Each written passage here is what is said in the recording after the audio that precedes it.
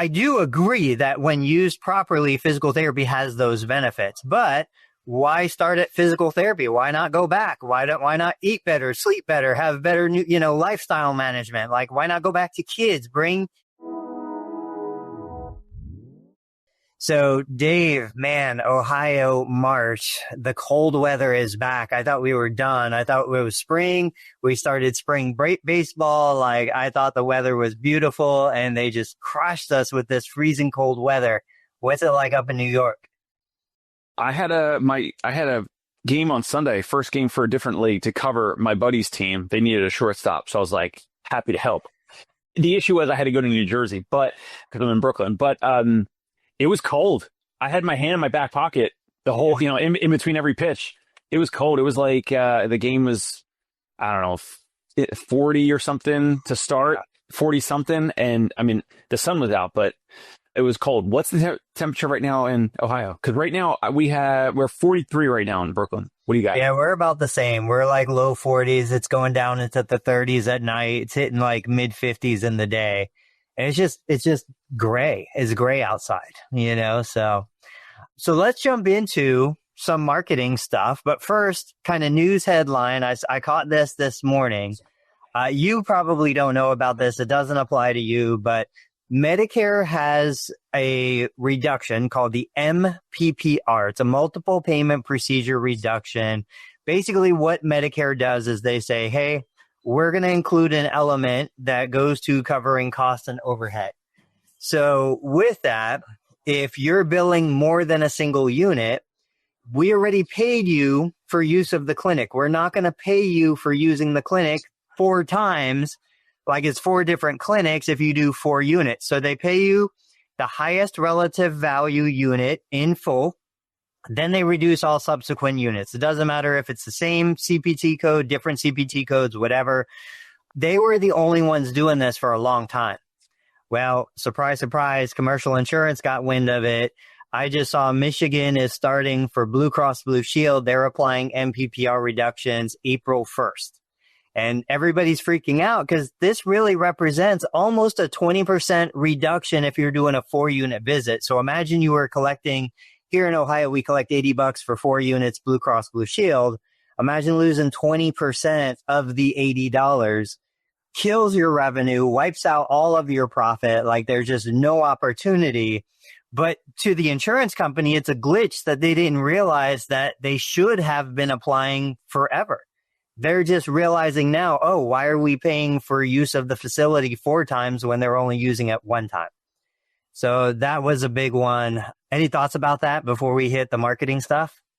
I was going to say, do you want me to speak on this? Do you want me to give my thoughts? Because of course. The people want to know. As you're talking, I was thinking, all right, well, what's the opposite of a reduction? Like an increase, right? Like boosting or an increase.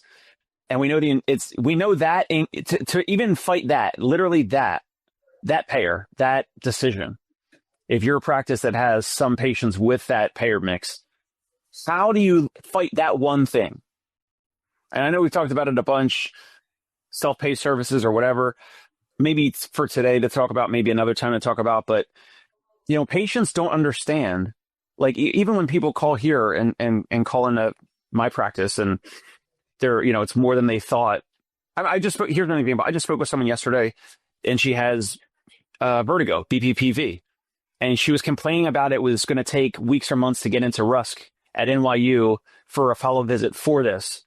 And I said, yeah, no, I totally understand. I'm like, we have availability tomorrow, that was yesterday. So today.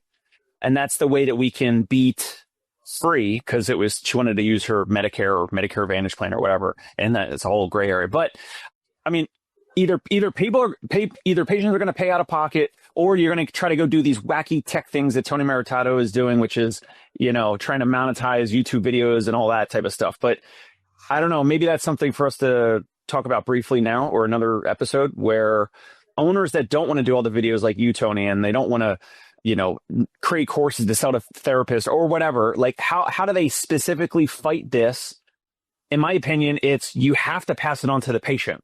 The whole political thing with the tariffs and all that, it's no different. This has to be passed on to the patient or the future patients, or, and some patients are going to feel like they're being nickel and dime. So that is the challenge. How can we rise up and take away the reduction from the insurances and fight those immediately by saying, either we're going to provide different services that are out of pocket, or we're going to nickel and dime your current services and charge you a little bit out of pocket.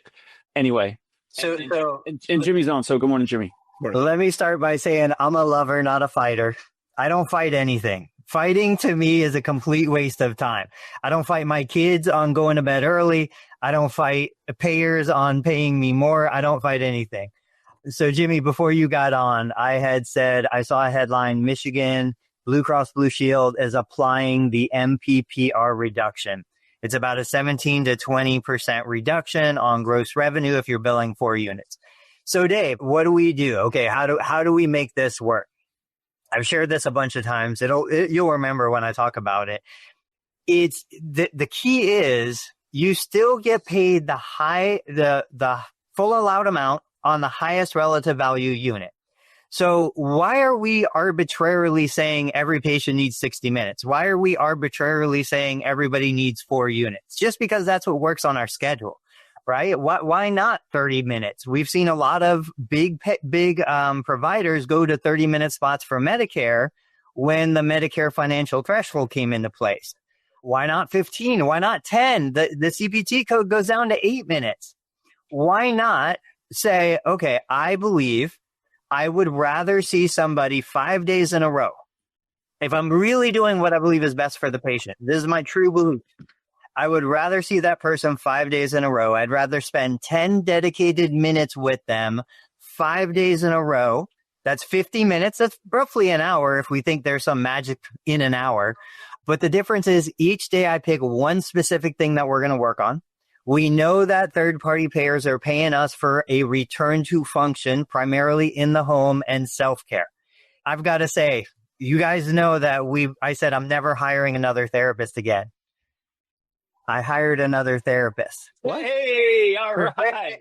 Yes. Hold on. I am about to give you a standing ovation. Hold on. I can't stand. I got this fixed here, but it's not what you think. I'll tell you what it is in a minute. Point being, there's no magic in 4-unit visits. If I'm really looking to optimize what's available, what I can deliver, who I can deliver it to, and what I think is the best outcome, I'm going to just switch to a 1-unit visit 5 days in a row. If I can't do 5 because of transportation, I'll do 2 or 3. That dramatically increases, like triples my profit, net profit, dramatically increases my revenue. And guys, remember, the patients are going to places right now. Okay, we hear all these arguments. Oh, patients only get 10 minutes with a therapist. So why don't we capitalize on that? Why reject that? Why not capitalize it and just say, hey, I will give you 10 amazing visits. And then you know what? You could do all the other stuff that insurance isn't supposed to pay for anyway. You can go out there, ride the bike. You can ride the elliptical. You can do your stretches and the foam roll. You can use some of the gadgets like we have the belt massager and the other kinds of massagers. None of that stuff is covered by insurance, but this isn't easy. Within a day, you can make this, you can adapt to it. I've still to today, I use single visit sessions a lot. I've never had a patient complain. I've never had a patient say they want more. I've never had any negative response. And this is how I could continue to operate a small clinic, low volume, hardly any staff, in a profitable way and compliant, because I just change what I'm doing to kind of fit the environment. What do you think? Wait, let me just make sure I'm understanding this and recapping it well. So we're saying that Medicare is going to reduce the payment for any units past the first one, right? Medicare already does. Right. Commercial payers are starting to. Got it. So what you're saying is, well, if the first one's really is going to be more expensive, why not do the first one, but 5 days a week instead of doing 4 in a row in one session? Right. So yeah, I mean, instead of fighting and trying to get, I fought the law and the law won, it's never a shock. Instead of doing that, you're just, you're spreading the Lego bricks horizontally instead of making the Lego bricks tall on one day. Everybody wins. Medicare. So typically Medicare, a Medicare clinic would do 2 visits a day, 4-unit visits. That's 8 units a week. My method they'd get 5 units a week. Medicare saves paying on 3 units a week. My method, the patient gets 5 days in a row instead of 2 days. I think there's better compliance, better outcomes, better response, everything. I make more money.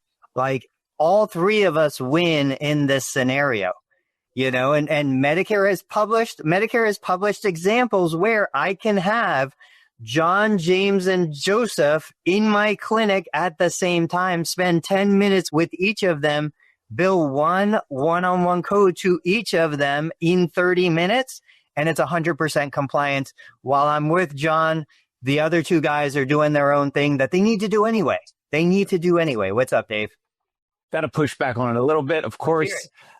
So there's a couple things to unpack. One, I've said it before, you'll have to have your Medicare beneficiary now actually get in their car, prepare, get dressed, whatever, come to your clinic, drive, park, all that type of stuff.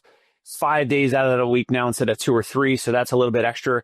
I know you all know that sometimes these older individuals have like one thing a day that they're going out for. So like if they have another doctor's appointment, they're not going to come to your office. That's at least my experience. If they have some other lunch meeting, Zoom call, whatever, like that thing is going to be like the whole day thing, and they're not going to come to your office. I think you're going to have a practice that has operational excellence in terms of efficiency with scheduling and confirming visits and making sure that they're actually going to be coming 5 days a week, the same person instead of 2 or 3 times a week.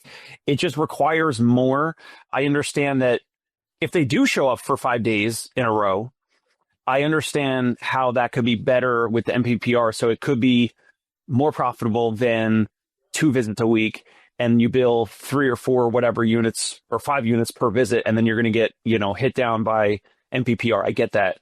So you have the potential extra admin burden, unless you have like a good EMR that's sending out the text and the email reminders and all that for these individuals to actually come back into the office. But depending on how far someone lives from your office, if they're nearby, it's probably easier. The further they live away from your office, I think the more challenging it could become. Plus, another thing that we mentioned before, if you're going to have a lot more shorter visits, wouldn't that mean that you're going to need more patients like today? So today is Tuesday. If you're having your caseload today be 1 or 2 units only, let's just say across every payer, compared to 1 hour visits, or 4 units or whatever, wouldn't you need more patients to actually come into your office today on Tuesday compared to a 3 or 4 or 5 unit visit? Yeah, so let's talk about that. What has been one of the biggest barriers to clinics scaling and growing? Lack of staff. What happens with lack of staff? Wait lists. How do we get rid of wait lists? We shorten visits and we increase access. Like, this would be the solution to a smaller practice who hasn't been able to recruit more therapists, but still has people on a wait list. There are so many therapists with wait lists right now. Eliminate the wait list. The usual arguments I get, just like you're saying, well, Medicare beneficiaries don't want to come in 5 days in a row. Have you asked? Like, have you literally asked? Have you said? Because you know what? You bathe 5 days in a row. You brush your teeth 5 days in a row. If you are serious about changing something, going somewhere 5 days in a row for a predetermined amount of time, we're not saying forever. We're saying, give me 3 weeks, give me 6 weeks, give me whatever. If you really want to change this shoulder, this back, this, repeated falls, whatever, you need people. Now, if a person's willing to do it, guess what? They're a better candidate for a positive outcome, right? How many times do we have a patient coming in once or twice a week? They low priority for therapy. They go get their blowout instead of going to therapy. Do they really get better? Are we just wasting Medicare tax dollars on somebody who doesn't care about what you're actually doing? Conversely, somebody who's in here 5 days a week, we've got our coffee bunch out there. We're telling jokes. We're hanging out. We're talking to each other. And to your point, you need to have that kind of community. You need to be close enough where it's not a huge burden. I'm in a city where everybody's within 5 to 6 minutes away. I've got ample parking. That's why I chose this location. You literally park in 10 feet. You're in my clinic. I built a business and a model that supports that kind of service delivery. Can you answer the more patients coming in today? Like, let's say a practice that's watching or listening, they don't have a wait list, but they were going to adopt this model. They would need more marketing, correct? They would need more people to, book and confirm and come in today, correct? Or no? Potentially. It depends on how you're getting your patients. We've got such deep roots. We've got so many great connections with the referral sources that we're getting plenty of referrals. I would say you've got places like me who already have a steady stream of patients without the marketing. You've got patients that have a wait list that don't know what to do with that wait list. They're waiting 3 to 6 weeks. We're already these two scenarios are already geared up. We don't need more marketing. If somebody's coming in brand new right out of the gate, yeah, they need to market. They need to get people. But still, I don't know. I would have to do the math. Okay, so 8 units of care versus 5 units of care. I would need to make up those 3 units in additional referrals, but I don't think it would take that many more referrals because the frequency is increased, and I think that's where you're getting the same bodies in more often. You don't need a lot more new bodies. You need some, you don't need a lot. I don't like it, but it makes some sense in terms of adapting or navigating or responding to these changes of MPPR. Still a reimbursement and payment issue, though. And at no point did you go into a Facebook group and yell, and just that was your solution anonymously. How is that not your first thought, Tony? But back to, I'm not a fighter. I'm not going to fight insurance on this. To me, they realized that there was something wrong with their system and they fixed the problem on their end, Blue Cross Blue Shield. And I still have to go back to, guys, I have health insurance. I believe you have health insurance. I virtually hire my health insurance to protect me and to negotiate lower rates so I can afford services that I am buying. Health insurance, we know, is not health care. These are very different things. Health insurance is just a financial tool, an asset, a vehicle. So when I'm on the consumer side buying health insurance, I'm looking at very different things than when I'm on the beneficiary side utilizing the health insurance. But we have to understand that distinction, even if our patients don't. Because if we understand it, we can then work within that system or go Dave's route. Take the high road, leave the insurance, the third party. Oh, Tony just bounced out. He's like, I'm out. Mic drop moment. I'm out. Tony, you all right? I mean, the thing is, it doesn't really matter what you think or what is fair. This is. I think Tony would agree. I think you would agree, which is nice to have people advocate for you on Capitol Hill. I think these things should always happen. But if you're holding your breath, waiting for those things and those results to come, you're going to pass out. And if you do it long enough, you're not going to exist anymore. So by trying the new things and not necessarily fighting, and, when Tony said I'm a lover, not a fighter, I really thought he's being more Bruce Lee than that, which is be water. And if this is going to be the situation, I can't fight it. I can't change it. I'm going to deal with it. How can I deal with it? These are just a couple of different ways. Yeah. I mean, there's different ways to respond or fight or, whatever, however Tony is describing. But yeah.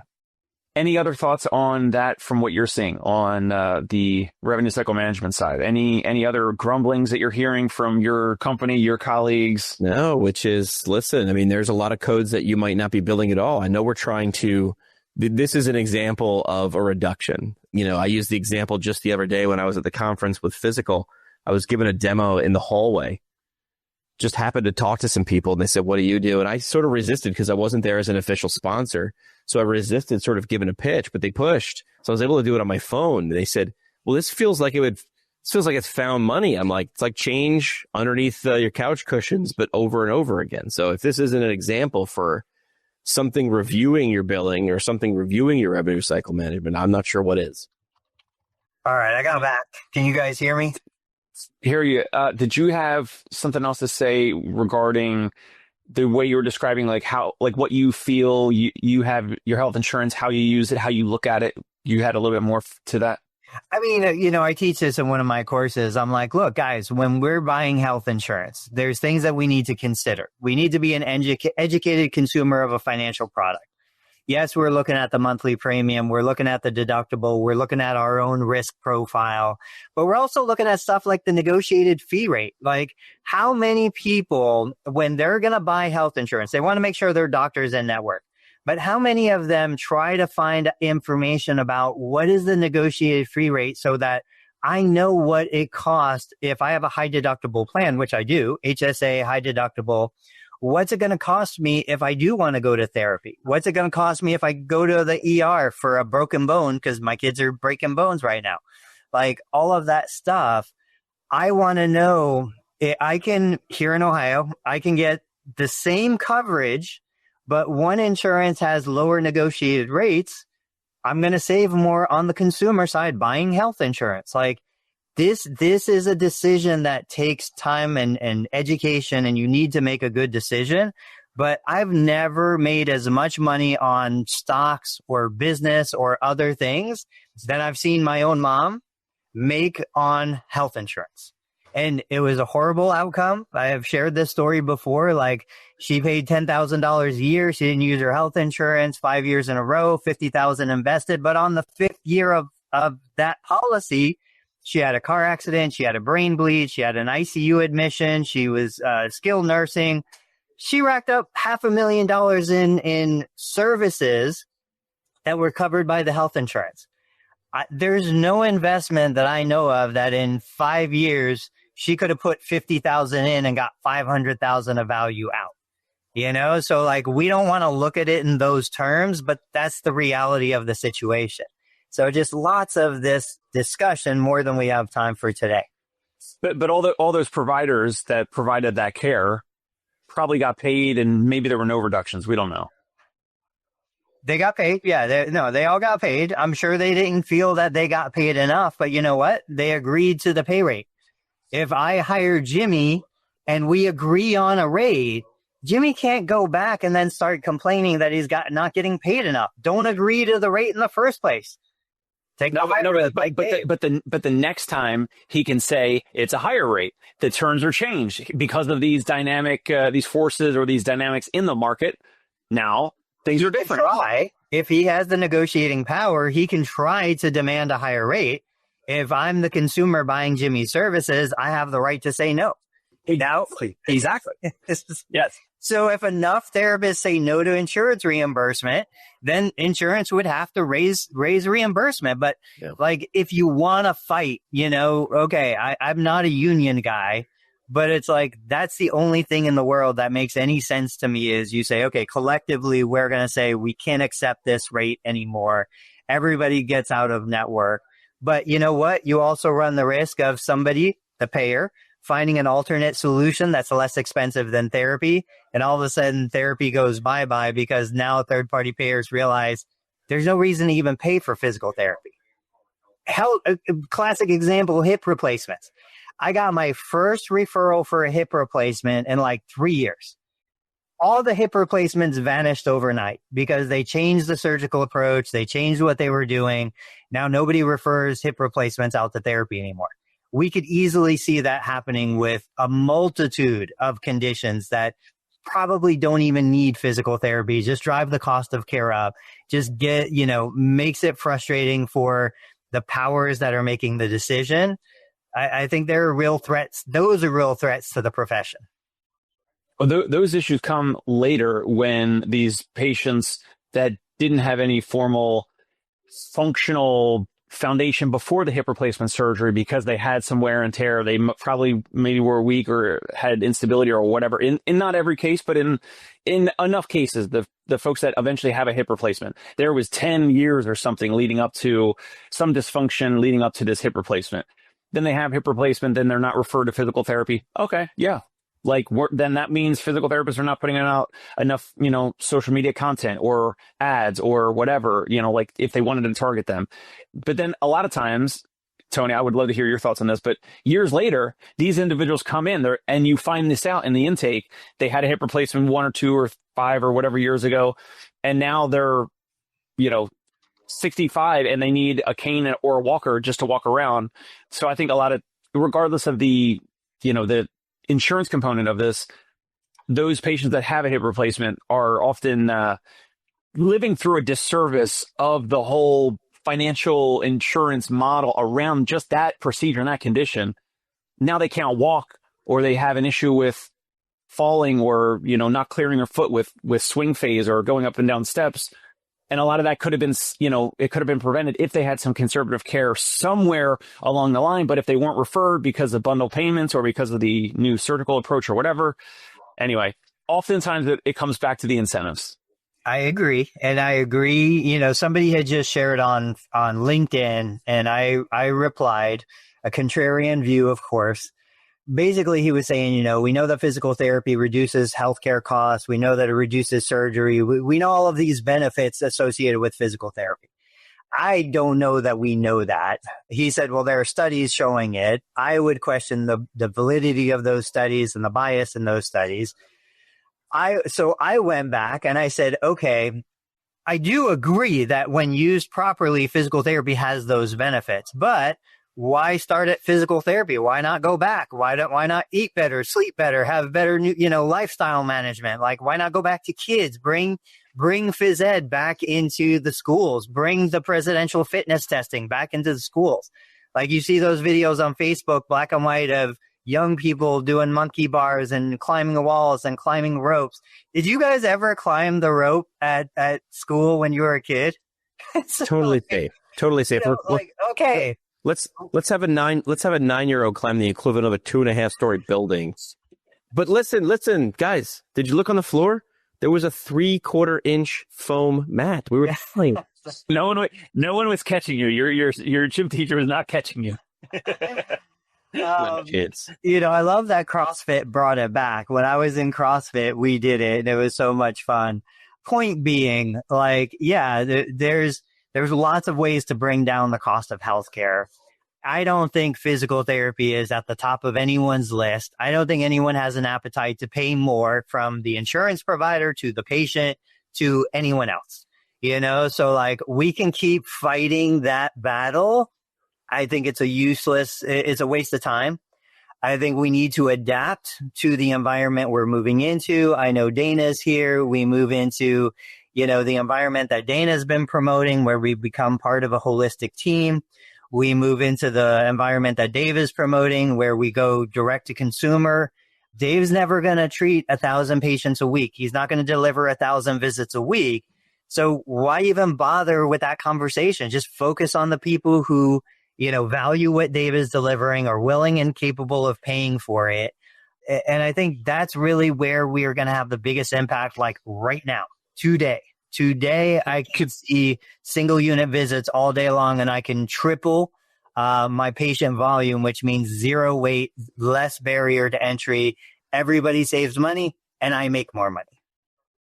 Consumers need a reason. They need a reason to even consider the possibility of paying out of pocket for physical therapy or prehab or the Run DNA or the soft wave treatment, like whatever the modality or intervention or remote programming out of pocket, whatever. Like, they need a reason, because historically they didn't get that reason conditionally from their parents, from their family, from their friends, from their employer, their health plan, whatever. It's always that. Always sell the hole, not the drill, right? I mean, just telling people to go to physical therapy because was never a good idea. Hey, it's Dave Kittle. Are you a healthcare business owner or physical therapy practice owner who is looking to figure out your succession plan or exit strategy? We might be able to help. And in fact, we may be interested in acquiring your practice. If you're interested, you can reach out to me. Shoot me an email at dave@conciergepainrelief.com. That's DAVE@CONCIERGE painrelief.com, or you can call me at any time, 646-781-8884.